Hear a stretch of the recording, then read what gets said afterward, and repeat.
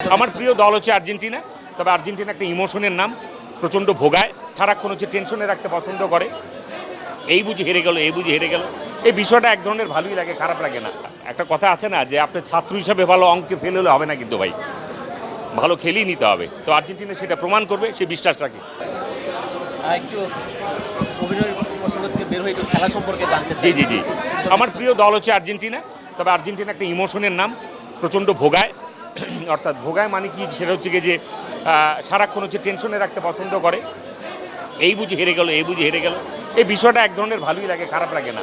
তবে আর্জেন্টিনা বড় ইমোশনের নাম, এই ইমোশনটা সবার ভিতরে কাজ করছে। এটা যদি আর্জেন্টিনা ঠিকঠাক মতো করে বুঝে থাকে, তাহলে অবশ্যই আর্জেন্টিনা একদিন আমাদের শিল্পী সঙ্গের ক্ষেত্রে এগিয়ে আসবেন। কি মনে হয় আর্জেন্টিনা কাপ নিবে এবার? দেখেন, দল যখন সাপোর্ট করেছি, আর্জেন্টিনা কাপ নেবে কি নেবে না এটা তো বলবো না, নেগেটিভ বলবো না, পজিটিভ বলবো, আর্জেন্টিনা কাপ নেবে। তবে আর্জেন্টিনাকে একটা কথা আছে না যে আপনি ছাত্র হিসাবে ভালো অঙ্কে ফেল হলে হবে না, কিন্তু ভাই ভালো খেলেই নিতে হবে। তো আর্জেন্টিনা সেটা প্রমাণ করবে, সে বিশ্বাস রাখি। যেদিন থেকে ফিফা আবিষ্কার হয়েছে, যেদিন থেকে বিশ্বকাপ শুরু হয়েছে, সেদিন থেকেই আপনার এই ধরনের কথাগুলো শুরু হয়েছে যে জাস্টিস, ইনজাস্টিস, এখানে ঠিকঠাক মতো উই ওয়ান্ট জাস্টিস, খেলার জায়গা থেকে ঠিকঠাক মতো করে ফেয়ার হয় নাই, এটা সেদিন থেকে শুরু হয়েছে। আপনারা যদি ফিফা সম্পর্কে ভালো কিছু তথ্য নিতে যান, আপনারা যদি ফিফার রেফারিংয়ের ক্ষেত্রে তথ্য নিতে যান, আপনারা জেনে থাকবেন যে এই ধরনের লেখালেখি কিন্তু আজ থেকে না, এটা 1930 সাল থেকে লেখা শুরু হয়েছে। সো এগুলার কথা কিন্তু আজকে না, দিন শেষে জয়টাই হচ্ছে আসল। এখানে জাস্টিস হলো না ইনজাস্টিস হলো সেটা আমি বুঝতে চাই না ভাই। আমি কি আজকের খেলায় জয়ী হয়েছি কিনা সেটা আপনার কাছে প্রশ্ন আমার। আমি যদি জিতে থাকি, আজকের খেলা আমি জয়যুক্ত হয়েছি, জয়যুক্ত হয়েছি, জয়যুক্ত হয়েছি। সো এই নিয়ে আর কোনো কথা আমি শুনতে চাই না।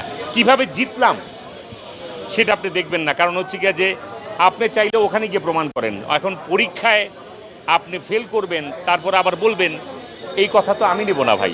আমার কথা হচ্ছে কি যে এই কথাগুলো 30 সাল থেকে শুরু হয়েছে। আমি আর্জেন্টিনার সাপোর্ট করি বলে না, কিন্তু আর্জেন্টিনার পক্ষে কিন্তু একবার আমি বলতে জানি ওই প্লেয়ারের প্রতি আমি খুব দুর্বল, আমি মেসির প্রতি দুর্বল, আমি মার্টিনেজের প্রতি দুর্বল, আমি এগুলো কিছু বলতে যাই না। কিন্তু আমি বলেছি আর্জেন্টিনা একটা ইমোশনের নাম, যে আমাকে ভোগায়, তাহলে তো আমি এই কথাটা বলতাম না, তাই না?